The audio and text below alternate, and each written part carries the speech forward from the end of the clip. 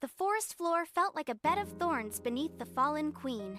Her iridescent wings now lay crushed and broken against a wooden cross. Above her, two brutes circled like vultures, their faces twisted with fervor. Every movement was a struggle, every breath a reminder of her captivity.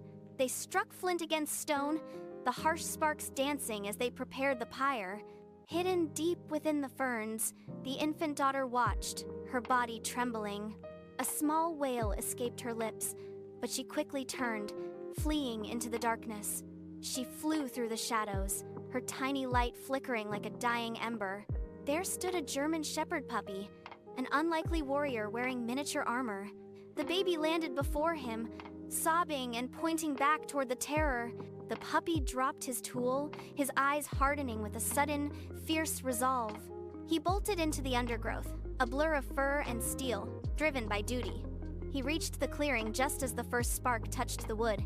He barked, but the brutes only laughed, swatting the small creature aside. He fell, a broken heap.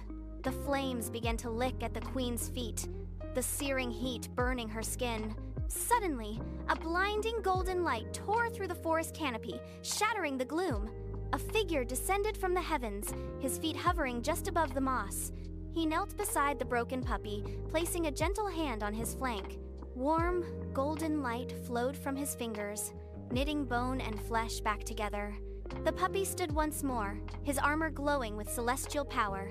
With a simple wave of his hand, the flames vanished. The ropes turned to dust. She fell forward, catching her daughter in a desperate, tearful embrace. The forest grew silent as the shadows retreated, leaving only the soft glow of light.